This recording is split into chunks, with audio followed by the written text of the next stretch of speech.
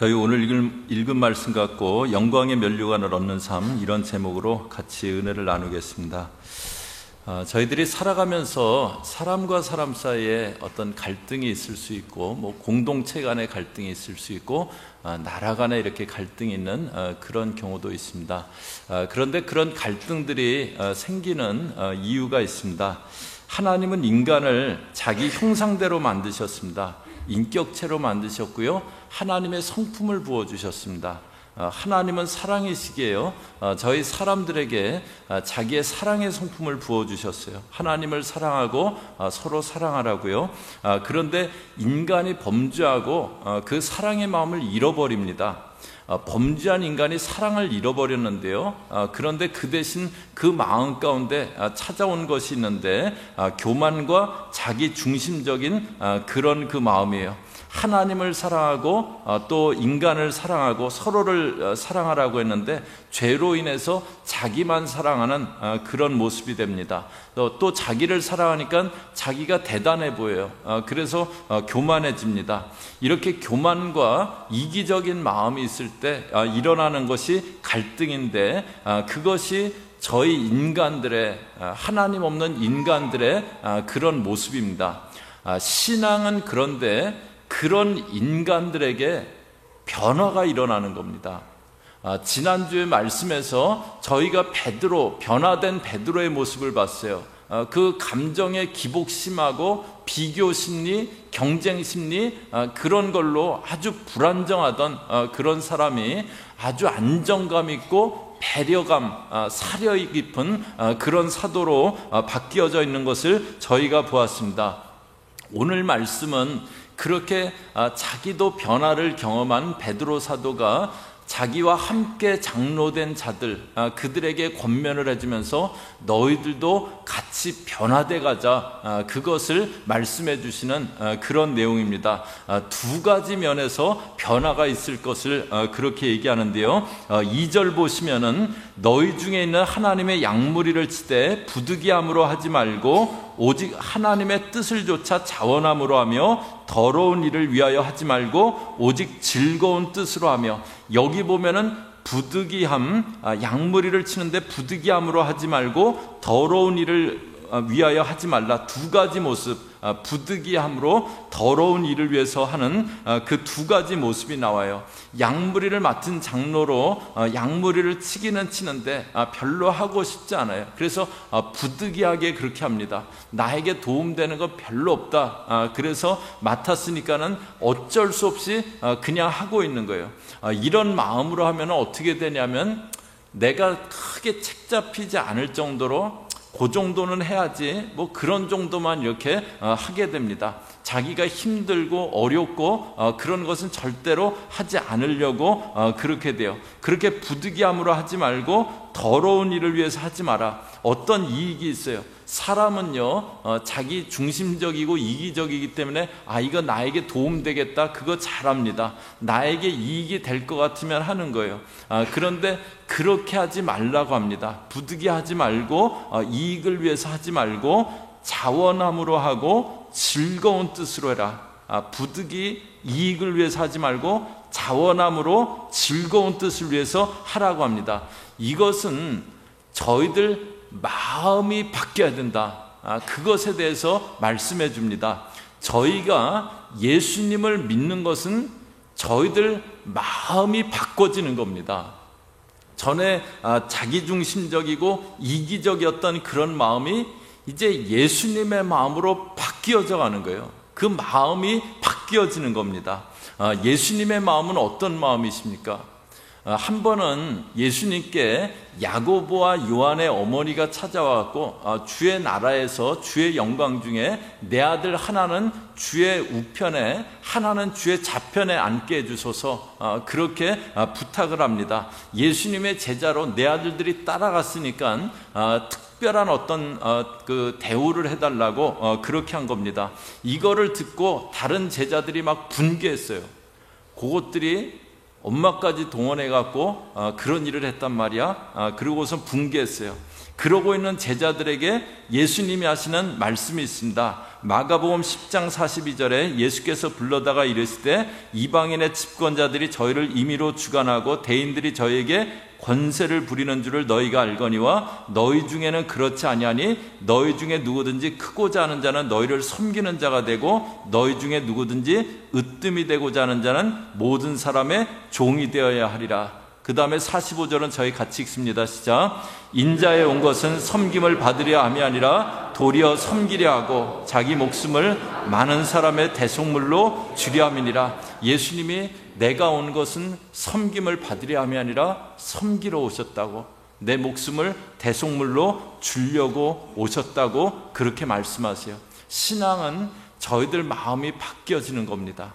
내 중심이던 이기적이던 마음이 예수님처럼 섬김의 마음으로 바뀌어지는 겁니다. 그래서 부득이 내게 이익이 되면 하던 그런 마음이 자원하는 마음, 즐거운 뜻으로 하는 마음, 그런 마음으로 바뀌어지는 거예요.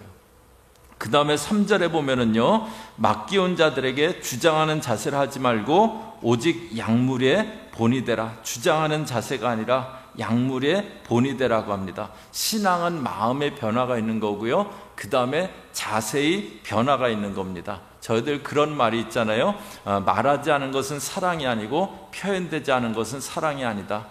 내 마음 안에 사랑이 있어요. 그런데 말하지 않았어요. 표현되지 않았어요. 그러면 사랑인지 모르잖아요. 사랑이 있는지 모르잖아요. 저희들 내가 마음의 변화가 있다, 그러면 그것은 저희들 자세의 변화로 나타나야 됩니다.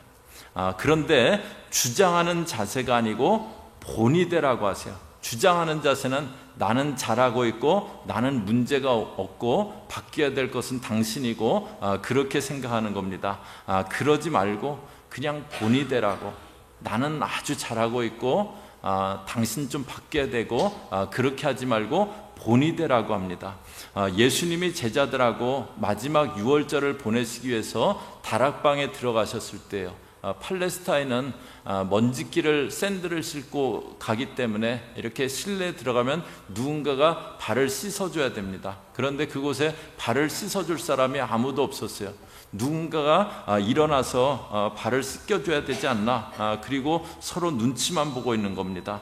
어색한 분위기가 흐르고 있는 가운데 예수님이 일어나셔서 겉옷을 벗으시고 제자들의 발을 씻기시고 그리고 하신 말씀이에요. 요한복음 13장 12절에 저희 발을 씻기신 후에 옷을 입으시고 다시 앉아 저희에게 이르시되 내가 너희에게 행한 것을 너희가 아느냐. 너희가 나를 선생이라 주라니 너희 말이 옳도다. 내가 그러하다. 그 다음에 14절 저희 같이 읽습니다. 시작. 내가 주와 또는 선생이 되어 너희 발을 씻겼으니 너희도 서로 발을 씻기는 것이 옳으니라. 너희가 서로 발을 씻기라고 그렇게 말씀해 주십니다.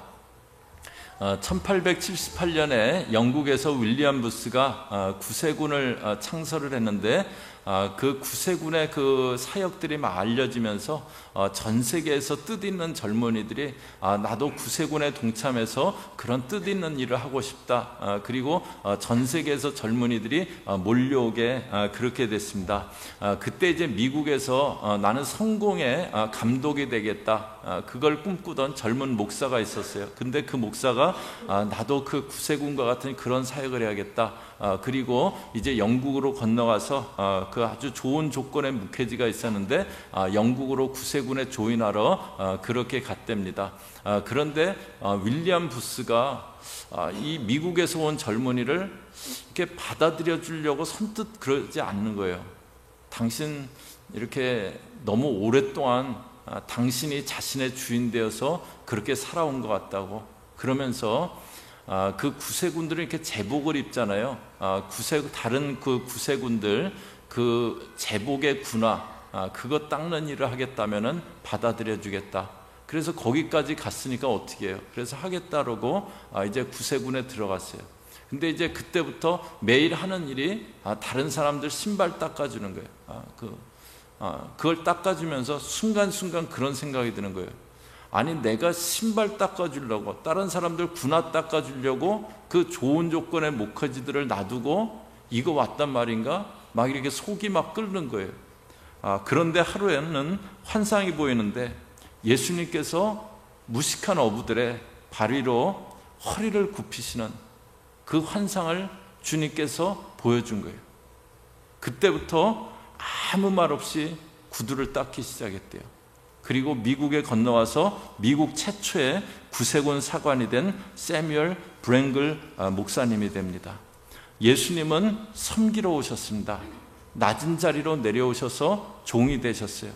그러기에 저희들 자세가 교만하게 주장하는 자세였다면 섬기고 본을 보이려는 자세로 바뀌어져 나가려고 그렇게 하는 것입니다.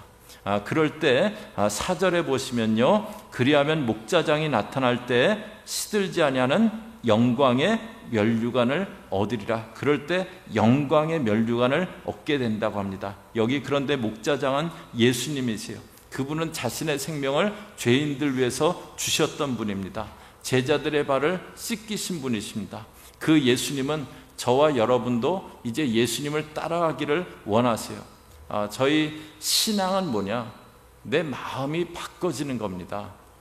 이전하고 똑같은 그런 그 죄된 마음 갖고 살아가는 것이 아니고요, 저희들 마음이 바뀌는 겁니다. 그렇기 때문에 이제 내 삶의 모습이 바뀌어지는 겁니다. 마음과 내 자세가 바뀌어지는 것, 그것이 신앙입니다.